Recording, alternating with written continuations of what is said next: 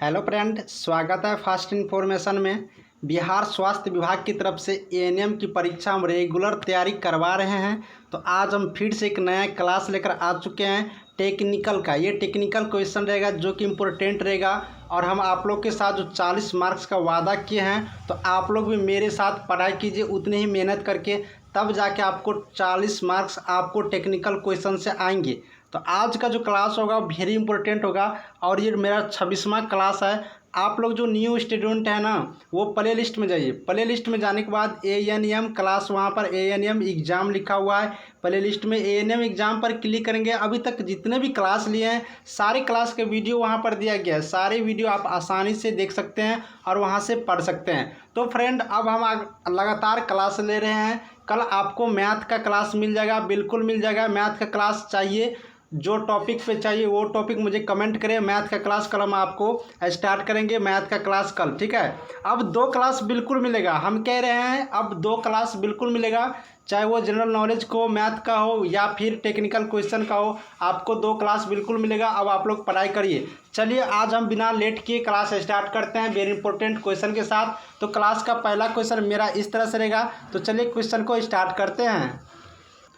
तो सब दिन की तरह आज भी हम क्लास स्टार्ट कर रहे हैं बहुत ही इंपॉर्टेंट क्वेश्चनों के साथ। तो हम आपसे एक छोटी सी रिक्वेस्ट करेंगे, अगर वीडियो अच्छा लगे ना तो लाइक कीजिए। आप लोग वीडियो जितना देखते हैं उससे बहुत ही कम लाइक मिलता है। साथ ही मेरे वीडियो को शेयर करिए। आप लोग जितना शेयर करेंगे हम उतना ही क्लास स्टार्ट करेंगे, ज़्यादा करके लेंगे, ज़्यादा क्वेश्चन को ऐड करेंगे और आप लोग का क्लास हम लगातार कराएंगे। शेयर जितना कीजिए और प्लीज़ आप लोग अगर वीडियो देख रहे हैं तो कम से कम एक लाइक तो ज़रूर कर दीजिए। आपको लाइक करने से मुझे ही अच्छा लगता है और हम आपकी क्लास लगातार लेते हैं। चलिए आज की क्लास स्टार्ट करते हैं। इंपॉर्टेंट क्वेश्चन, मेरा पहला क्वेश्चन ये रहेगा आज की क्लास में कि जो मुंह में पोलियो लिया जाता है इनमें से किसके द्वारा बनाया गया था। ठीक है, इनमें से किसके द्वारा बनाया गया था ये होगा। ठीक है, बनाया गया था। तो जो पोलियो होता है ना, जो पोलियो हम लोग बच्चा में मुंह में लेते हैं, वो पोलियो किसके द्वारा बनाया गया था। ऑप्शन देख लीजिए, Edward Jenner, Albert Sabin, Jonas Salk या सेल्मिन वाक्समैन। इन 4 ऑप्शन में से किसके द्वारा पोलियो को बनाया गया था। तो इसका राइट आंसर क्या होगा। पोलियो को जो बनाया गया था वो अल्बर्ट साबिन के द्वारा बनाया गया था। किसके द्वारा, अल्बर्ट साबिन महोदय के द्वारा बनाया गया था पोलियो, जो पोलियो के हम लोग मुंह में लेते हैं। अब हम जानते हैं पोलियो के बारे में कुछ इंपॉर्टेंट बात। तो पोलियो का खोज जो है, प्रयोग, सबसे पहले प्रयोग 1961 ईस्वी में किया गया था। याद रखिएगा, सबसे पहले पोलियो का प्रयोग 1961 ईस्वी में किया गया था। पोलियो का टीका जो लिया जाता है ना, पोलियो का टीका, उसका विकास जोन्स साल्क, कौन, जोन्स साल्क, याद रखिएगा जोन्स साल्क किया था। जोन्स साल्क, पोलियो का टीका का जो खोज विकास जो है जोन्स साल्क किया था। कौन किया था, जोन्स साल्क, याद रखिएगा जोन्स साल्क। यहाँ पर 2 क्वेश्चन हैं। यहाँ पर सबसे पहला कि पोलियो का किसने बनाया, तो Albert Sabin, option B right answer. Polio का विकास किसने किया, तो जोन्स साल्क, ऑप्शन सी हो जाएगा। तो याद रखिएगा इस तरह से। साथ ही अब हम बात करते हैं कुछ और, जैसे कि चेचक का टीका। चेचक का टीका जो होता है ना, वो एडवर्ड जेनर के द्वारा, ये जो एडवर्ड जेनर है ये चेचक का टीका का खोज किया था। चेचक का टीका का, चेचक का टीका, इस तरह से याद रखिएगा, चेचक का टीका का तो एडवर्ड जेनर। ठीक है, तो यहाँ से 3-4 क्वेश्चन कंप्लीट हुआ। पोलियो किसके द्वारा बनाया गया था, तो अल्बर्ट साबिन। चेचक का टीका, चेचक का टीका तो एडवर्ड जेनर। और पोलियो का विकास किसने किया था, तो जोन्स साल्क। ठीक है, ये 3 क्वेश्चन यहाँ से तैयार करेंगे। अब अगला क्वेश्चन देखते हैं जो कि वेरी इंपॉर्टेंट होगा कि कशेरुकियों को निम्न में से किस अंग में मीज़ेल्गिया कोशिकाएं पाई जाती है। कशेरुकियों जो होता है ये इनमें से जो 4 ऑप्शन दिया है, किस अंग में मीज़ेल्गिया कोशिकाएं पाई जाती है।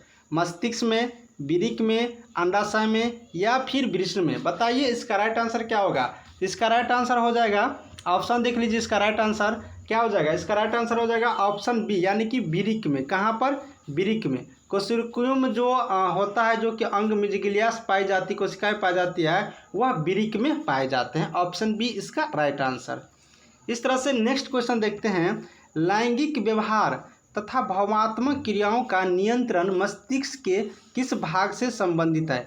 लैंगिक व्यवहार जो होता है, लैंगिक व्यवहार तथा भावात्मक क्रिया का जो नियंत्रण मस्तिष्क के किस भाग में होता है। क्वेश्चन को अच्छा से पढ़िए, तब जाके आप लोगों को आसानी से क्वेश्चन समझ में आएगा। लैंगिक व्यवहार तथा भावात्मक क्रिया, ये दोनों जो क्रिया होता है वो मस्तिष्क के किस भाग में होता है। ऑप्शन देखिए, प्रमस्तिष्क, पिंड चतुष्टिक, पोन्स या हाइपोथैलेमस, किस भाग में होता है। तो इसका राइट आंसर क्या हो जाएगा, ऑप्शन नंबर डी, यानी कि हाइपोथैलेमस एक भाग होता है मस्तिष्क का, इसी भाग में लैंगिक व्यवहार और भावात्मक क्रियाओं का नियंत्रण होता है। नेक्स्ट क्वेश्चन देखेंगे, कैल्शियम स्तर का नियंत्रण करने वाला कौन सा हार्मोन है। कैल्शियम स्तर का जो नियंत्रण किया जाता है वो कौन सा हार्मोन है। थायरॉक्सिन, कॉर्टिकोस्टेरॉइड, पैराथार्मोन या ऑक्सीटोसिन, कौन सा हार्मोन है जो कैल्शियम स्तर का नियंत्रण करता है। इसका क्या होगा right option, option number C, क्या हो जाएगा option number C, parathormone. Parathormone जो होता है कैल्शियम स्तर को नियंत्रण करता है। ठीक है, तो ऑप्शन सी यहाँ पर राइट आंसर याद रखेंगे, पैराथार्मोन। नेक्स्ट क्वेश्चन देखेंगे, पेशीय संकुचन की क्रियात्मक इकाई क्या है। पेशीय संकुचन की क्रियात्मक इकाई क्या है। Option A band, myofibril, sarcomere या मायोफाइबर। क्या होता है पेशीय संकुचन का क्रियात्मक इकाई। तो पेशीय संकुचन का जो क्रियात्मक इकाई होता है वो होता है सार्कोमियर। क्या होता है, सार्कोमियर। ऑप्शन सी याद रखेंगे, पेशीय संकुचन की क्रियात्मक इकाई सार्कोमियर, ऑप्शन सी यहाँ पर राइट आंसर। नेक्स्ट क्वेश्चन देखते हैं, स्वाद का पता लगाने के लिए अभिग्राही को क्या कहते हैं। स्वाद का जो पता लगाया जाता है उसके अभिग्राही को क्या कहते हैं, बताइए राइट आंसर। ऑप्शन ए स्वादिक अभिग्राही, रासायनिक अभिग्राही, घ्राण अभिग्राही या फिर रसवादी अभिग्राही। क्या कहा जाता है, इन चार ऑप्शन में से आपको बताना है कि स्वाद का पता लगाने के लिए अभिग्राही को क्या कहते हैं। तो इसका क्या होगा right answer, option number D, रसवादी अभिग्राही जो होता है, रसवादी अभिग्राही ये होता है स्वाद को पता लगाने वाला एक अभिग्राही। ठीक है, यानी कि ऑप्शन नंबर डी यहाँ पर राइट आंसर। नेक्स्ट क्वेश्चन की तरफ बढ़ते हैं, प्रसव के दौरान गर्भाशय में होने वाले तीव्र संकुचन का नियमन किसके द्वारा होता है। प्रसव के दौरान गर्भाशय में होने वाले तीव्र संकुचन का, किसका, तीव्र संकुचन का नियम किसके द्वारा होता है। ऑप्शन देखते हैं, अग्र पीयूष ग्रंथि, एड्रीनल ग्रंथि, पार्श्व पीयूष ग्रंथि या प्रोलिक्तन, किसके द्वारा होता है प्रसव के दौरान गर्भाशय में होने वाले तीव्र संकुचन। क्या होगा इसका राइट आंसर, तो राइट आंसर इसका क्या हो जाएगा। अब राइट आंसर की तरफ बढ़ेंगे तो इसका राइट आंसर होगा ऑप्शन सी, यानी कि पश्च पीयूष ग्रंथि। पश्च पीयूष ग्रंथि जो होता है प्रसव के दौरान गर्भाशय में होने वाले तीव्र संकुचन का नियमन होता है। ठीक है, यानी कि पश्च पीयूष ग्रंथि में। नेक्स्ट क्वेश्चन देखेंगे, रक्त में कोलाइड परासरणी दाब सामान्यतः कारण होता है, यानी किसके कारण होता है रक्त में कोलाइडी परासरणी दाब। ठीक है, रक्त में कोलाइडी परासरणी दाब सामान्यतः किसके कारण होता है। फाइब्रोनोजिन, ग्लोबुलिन, एल्ब्यूमिन या नन प्रोटीन कारक, किसके द्वारा होता है। क्या होगा इसका राइट आंसर, तो इसका जो राइट आंसर हो जाएगा option number C, albumin. Albumin जो होता है इन्हीं के कारण सामान्यतः जनरली रक्त में कोलाइडी परासरणी दाब होता है। इस तरह से नेक्स्ट क्वेश्चन देखते हैं, रॉबर्ट ब्राउन अपनी किस खोज के लिए जाने जाते हैं। रॉबर्ट ब्राउन महोदय जो हैं वो किस खोज के लिए जाने जाते हैं। हरित लवक या केंद्रक या माइटोकॉन्ड्रिया या फिर गोलिकाएं, किसके लिए जाने जाते हैं रॉबर्ट ब्राउन साहब। क्या होगा इसका राइट आंसर, इसका राइट आंसर क्या हो जाएगा, ऑप्शन नंबर देख लीजिए, ऑप्शन बी, केंद्रक की खोज जो किया था रॉबर्ट ब्राउन साहब ने किया था 1831 ईस्वी में। कितने ईस्वी में, 1831 ईस्वी में किया था। इसीलिए रॉबर्ट ब्राउन जाने जाते हैं केंद्रक की खोज के लिए, यानी कि ऑप्शन नंबर डी याद रखेंगे। नेक्स्ट क्वेश्चन देखते हैं, जल जनित बीमारी निम्न में से कौन सी है। निम्न होगा, देखिए कहीं कहीं टाइप करने वाला गलती कर दिया है, उसको सही से याद रखेंगे। जल जनित बीमारी निम्न में से कौन सी है। पहला कलोरा, दूसरा टीबी, मलेरिया, खसरा। इन चार ऑप्शन में से किसके द्वारा होता है जल जनित बीमारी। तो जल जनित जो बीमारी होता है वह कलौरा है। जल जनित बीमारी जो है एक कलौरा, ठीक है, कलौरा जो है एक जल जनित बीमारी है। इसके अलावा और भी चीज़ हम बताते हैं, हैजा द्वारा फैलने वाला रोग। जल जनित बीमारी जो है सबसे ज़्यादा हैजा फैलता है। जल जनित बीमारी जो है ना हैजा फैलता है जल के कारण, जल गंदा जल के कारण, ठीक है। तो यहाँ पर याद रखेंगे जल से होने वाला बीमारी इनमें से कौन सा है, कलौरा, ऑप्शन ए, ठीक है। टीबी का जो यहाँ पर नाम है टीबी, वह जीवाणु के द्वारा होता है। किसके द्वारा होता है, जीवाणु के द्वारा। याद रखिएगा टीबी यहाँ पर जो बात किया जा रहा है टीबी जीवाणु के द्वारा होता है। खसरा जो है यहाँ पर विषाणु के द्वारा होता है। किसके द्वारा, विषाणु, याद रखिएगा खसरा विषाणु के द्वारा होता है और टीबी जीवाणु के द्वारा होता है, ठीक है, ये चीज़ याद रखेंगे। मलेरिया प्रोटोजोआ से होता है, मलेरिया प्रोटोजोआ से फैलने वाला रोग है। किसके द्वारा, प्रोटोजोआ से। तो याद रखेंगे प्रोटोजोआ से फैलने वाला रोग मलेरिया खसरा विषाणु के कारण होता है, टीबी जीवाणु के कारण होता है और कलौरा जो है जल जनित बीमारी है, ठीक है। तो यहाँ पर राइट आंसर ऑप्शन नंबर ए याद रखेंगे। इस तरह से नेक्स्ट क्वेश्चन देखते हैं, दोषयुक्त वृक्क वाले व्यक्तियों के लिए अपोहन का उपयोग किया जाता है क्योंकि इसमें निहित प्रक्रम है। दोषयुक्त वृक्क वाले व्यक्तियों के लिए अपोहन का उपयोग किया जाता है, इनमें से निहित प्रक्रम है। कौन सा प्रक्रम है जो दोषयुक्त वृक्क वाले व्यक्तियों के लिए अपोहन का प्रयोग किया जाता है? ऑप्शन एक अधिशोषण, परसरण, वैद्युत कण संचालन या सक्रिय गमन। क्या होगा इसका राइट आंसर? तो इसका राइट आंसर हो जाएगा ऑप्शन नंबर बी, परसरण। परसरण जो है इसमें जो ये एक निहित प्रक्रम है जिसमें दोषयुक्त वृक्क वाले व्यक्तियों के लिए अपोहन का उपयोग किया जाता है। नेक्स्ट क्वेश्चन की तरफ चलते हैं, निम्न में से कौन सा रोग पानी के प्रदूषण के कारण नहीं होता है? 4 रोग बताया गया है, कौन सा रोग है जो पानी के प्रदूषण के कारण नहीं होता है? हेपेटाइटिस बी, पीलिया, हैजा, टाइफाइड। क्या कौन सा रोग है जो पानी के प्रदूषण के कारण नहीं होता है? तो हेपेटाइटिस बी जो है ऑप्शन नंबर ए, यह पानी के प्रदूषण के कारण नहीं होता है। तो याद रखेंगे hepatitis B option number A. अगला क्वेश्चन देखते हैं, विरहित पोषक तत्व जो खाद्य से नहीं मिलते हैं इनमें से कौन सा है? विरहित पोषक तत्व जो खाद्य से नहीं मिलते हैं इनमें से कौन सा है? नाइट्रोजन, ऑक्सीजन, फास्फोरस या पोटेशियम। कौन सा है जो विरहित पोषक तत्व जो खाद्य से नहीं मिलता है? तो इसका क्या होगा right answer? Option number B, oxygen है जो कि विरहित पोषक तत्व है जो कि खाद्य से नहीं मिलते हैं। तो याद रखेंगे यहाँ पर ऑप्शन नंबर बी ऑक्सीजन, ठीक है। खाद्य से जो मिलता है आप लोग ध्यान दिए होंगे NPK लिखा रहता है, NPK, ठीक है, नाइट्रोजन, फास्फोरस और कैल्शियम। ये याद रखिएगा, नाइट्रोजन, फास्फोरस और यहाँ पर कैल्शियम नहीं पोटेशियम, के होता है पोटेशियम का। तो ये याद रखिएगा यहाँ पर। तो ये चीज़ होता है खाद्य से प्राप्त नाइट्रोजन, फास्फोरस, पोटेशियम। लेकिन ऑक्सीजन जो यहाँ पर है जो कि खाद्य से प्राप्त नहीं होता है, यानी कि ऑप्शन नंबर बी यहाँ पर राइट आंसर। नेक्स्ट क्वेश्चन की तरफ चलेंगे, मिट्टी की घर गर्मियों में ठंडी और सर्दियों में गर्म होते हैं क्यों? मिट्टी का जो घर होता है ना बहुत ही बिल्कुल अच्छा होता है क्योंकि गर्मियों में ठंडी रहेगी और सर्दियों में गर्म होते हैं। क्यों होता है? क्योंकि मिट्टी ऊष्मा के सुचालक है, मिट्टी ऊष्मा के अतिचालक है या मिट्टी ऊष्मा के कुचालक है या इनमें से कोई नहीं? बताइए, मिट्टी का घर ठंडी में गर्मी और सर्दी में गर्म होता है क्यों? इसलिए क्योंकि यहाँ पर मिट्टी का जो घर होता है ना ऊष्मा के कुचालक होता है। क्या होता है? ऊष्मा के कुचालक, यानी कि right answer option number C. मिट्टी का घर ऊष्मा के कुचालक होने के कारण गर्मियों में ठंडी रहता है और सर्दियों में गर्म होते हैं। चलिए अब नेक्स्ट क्वेश्चन दिखाते हैं जो कि वेरी इंपॉर्टेंट है।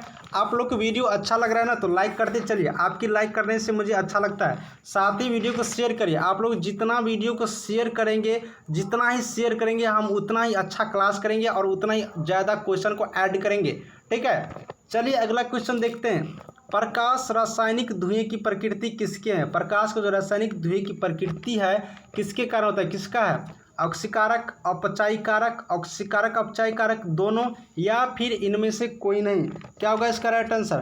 तो प्रकाश रासायनिक धुएं की जो प्रकृति का है वो होता है ऑक्सीकारक के कारण। किसके द्वारा होता है? ऑक्सीकारक के कारण होता है, यानी कि प्रकाश रासायनिक धुएं की प्रकृति ऑक्सीकारक के कारण होता है। अगला याद रखेंगे, पानी क्वथनांक पर, यानी कि पानी का जो है क्वथनांक पर क्या होता है? तब इसका ऑप्शन देखते हैं, पानी का वाष्प दाब वायुमंडलीय दाब के बराबर होते हैं, पानी का वाष्प दाब वायुमंडलीय दाब से ज़्यादा होता है, पानी का वाष्प दाब वायुमंडलीय दाब से कम होता है, या क्वथनांक वाष्प दाब पर निर्भर नहीं करता है। क्या होगा इसका राइट आंसर? पानी क्वथनांक पर क्या होते हैं? तो पानी जो है क्वथनांक पर होते हैं वो होता है ऑप्शन ए, यानी कि पानी का वाष्प दाब वायुमंडलीय दाब के बराबर होते हैं। पानी का जो वाष्प दाब है वायुमंडलीय दाब के बराबर होते हैं, किस पर? तो क्वथनांक पर। ऑप्शन ए यहाँ पर याद रखेंगे। नेक्स्ट क्वेश्चन देखते हैं, वैक्सीन वेयल मोनीमीटर का संबंध किस राष्ट्रीय स्वास्थ्य कार्यक्रम से है? वैक्सीन वेयल मोनीमीटर का संबंध किस राष्ट्रीय स्वास्थ्य कार्यक्रम से है? राष्ट्रीय एड्स नियंत्रण कार्यक्रम, संशोधित राष्ट्रीय क्षय रोग नियंत्रण, राष्ट्रीय कुष्ठ रोग नियंत्रण, या पल्स पोलियो टीकाकरण कार्यक्रम? किसके कार्यक्रम के अंतर्गत है वैक्सीन वेल मॉनिटर का संबंध? तो क्या होगा इसका right answer? Option number D, pulse polio टीकाकरण कार्यक्रम के अंतर्गत वैक्सीन वेल मॉनिटर का संबंध है, ठीक है, जो कि एक राष्ट्रीय स्वास्थ्य कार्यक्रम है। अगला क्वेश्चन देखेंगे, निम्न में से किस अंतर्राष्ट्रीय स्वास्थ्य एजेंसी का मुख्यालय जेनेवा में स्थित है? बिल्कुल इजी क्वेश्चन। तो अंतर्राष्ट्रीय स्वास्थ्य एजेंसी का जो मुख्यालय जेनेवा में स्थित है, किस अंतर्राष्ट्रीय स्वास्थ्य एजेंसी का? तो इसका राइट आंसर क्या हो जाएगा? ऑप्शन नंबर ए, विश्व स्वास्थ्य संगठन एक ऐसा एजेंसी है जिसकी मुख्यालय मेन ऑफिस हेडक्वार्टर जेनेवा में स्थित है, ठीक है। अब हम बात करते हैं कुछ इंपॉर्टेंट बात। इसका विश्व स्वास्थ्य संगठन यानी कि WHO हुआ, इसकी जो स्थापना हुआ था ये 1948 ईस्वी में हुआ था। कब हुआ था? 1948 ईस्वी हुआ था। और इसकी जो हेड ऑफिस है, हेडक्वार्टर है, वो जेनेवा में स्थित है, ठीक है, इसको याद रखेंगे।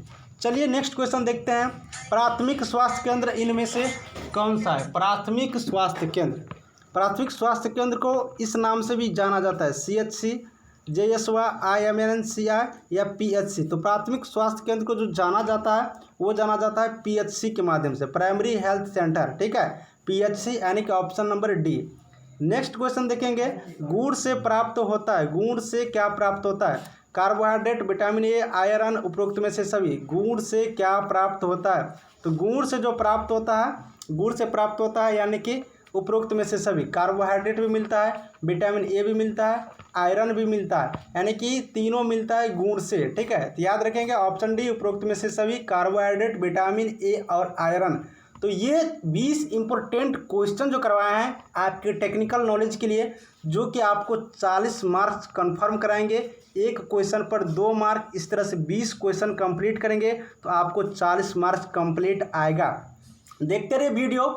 कोई डाउट हो तो टेलीग्राम ग्रुप से जुड़ जाइए, वहाँ पर PDF मिल जाएगा, लिंक डिस्क्रिप्शन में डाल दिए हैं। साथ ही जितने भी क्लास का क्वेश्चन आज करवाए हैं उनका आंसर हम नीचे डाल दिए हैं, ये यहाँ से भी आप आंसर नोट कर सकते हैं। और टेलीग्राम ग्रुप का यहाँ पर हम लिंक डिस्क्रिप्शन में डाले हैं, वहाँ से आप जुड़ के हमसे कोई भी क्वेश्चन कर सकते हैं। तो याद रखिएगा आज की क्लास वेरी इंपॉर्टेंट रहा। साथ ही कल का क्लास का अनाउंस करते हैं, कल 2 क्लास आएगा। पहला GK के क्लास आएगा, ठीक है, बहुत ही अच्छे क्वेश्चन आएगा, मिक्स क्वेश्चन आएगा, सारे सब्जेक्ट का एक साथ आएगा GK की क्लास। साथ ही कल मैथ का क्लास आपको होना है, तो कल का क्लास मिस नहीं करेगा, इंपॉर्टेंट क्लास रहेगा। कल 10 बजे के बाद कभी भी क्लास अपलोड हो जाएगा, वीडियो आप लोग घर बैठे आराम से देख सकते हैं। मिलेंगे अगले वीडियो में, देखते रहिए फास्ट इन्फॉर्मेशन। कोई डाउट होगा तो कमेंट सेक्शन में याद कीजिएगा। Thank you.